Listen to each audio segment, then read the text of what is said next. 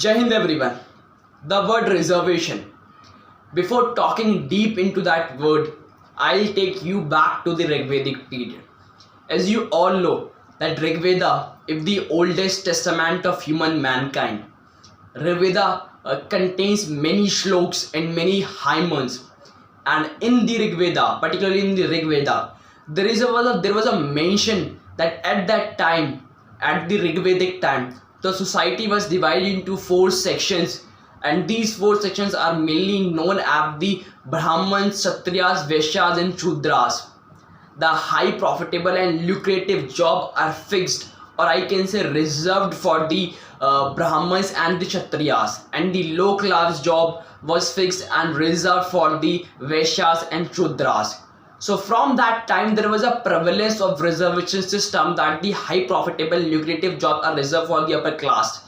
And at that time and from that time and as of now, there was not much any difference in that word. That only difference in the change in the meaning of the word reservation. So Jai Hind everyone. So today I Vikrant Pawar is here to talk about the reservation system in India. The word reservation.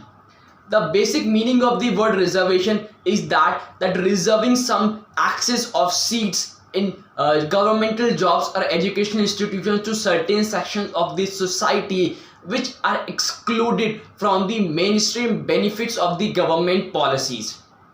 The reservation is backed by the Indian Constitution. Yes, my friend, there was an indirect mention in the Indian Constitution about the reservation system that exists in our country.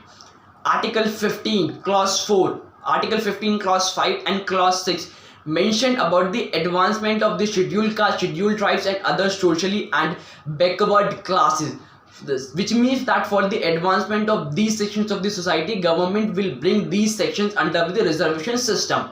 Article 16 clause 4 and Article 16 clause 6 mentions about the adequate representation of the SC, ST and other socially and backward classes. So Indian Constitution also gives a indirect representation or indirect reservation that exists in our country. Before 2019, reservation was mainly given on the basis of social and educational backwardness. But after the 2019, by the commencement of the 103rd Constitutional Amendment Act, one class was included, that is the economical backwardness, and the reservation as of now was also given on the basis of economical backwardness. As I talk about the basic meaning of the word reservation, the basic aim which means the basic aim of the word reservation. The basic aim of the reservation is to, as my opinion, is to empower and ensure the equal participation of the certain sections of the society which are mainly oppressed or injusticed by the upper class section. So for the equal participation, for their empowerment and for the equal justification, these sections are provided reservation. And in reservation system as of India and reservation system, as I talk about the reservation system in India, the reservation system mainly runs on the quota basis.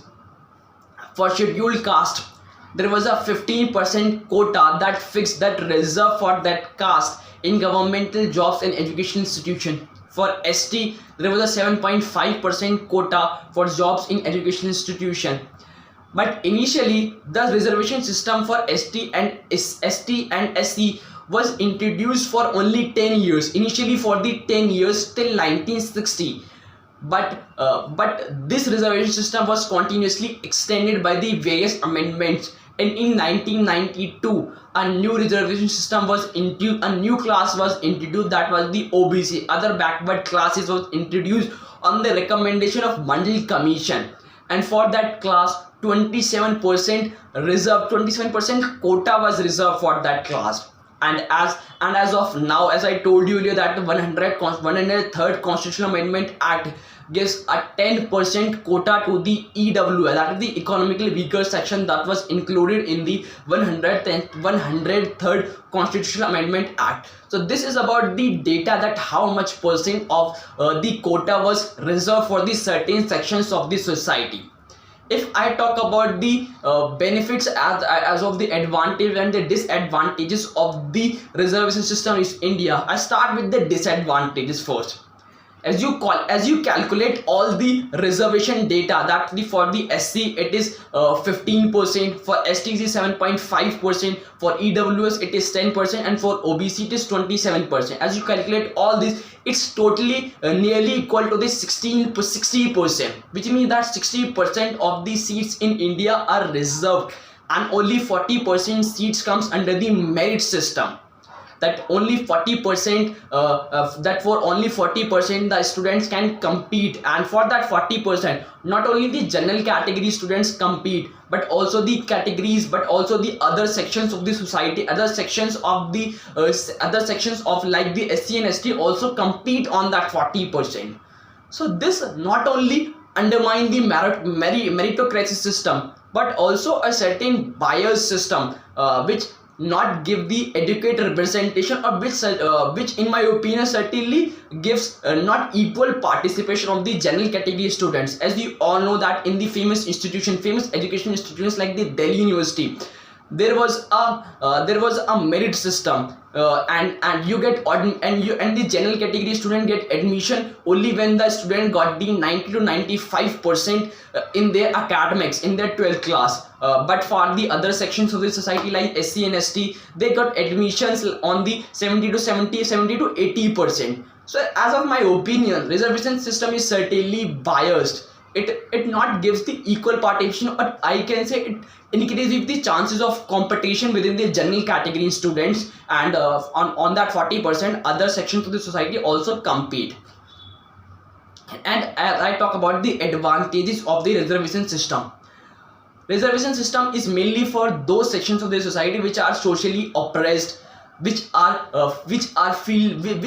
the feeling of injustice, and reservation is the only method which helps in the upliftment of the backward section of the society.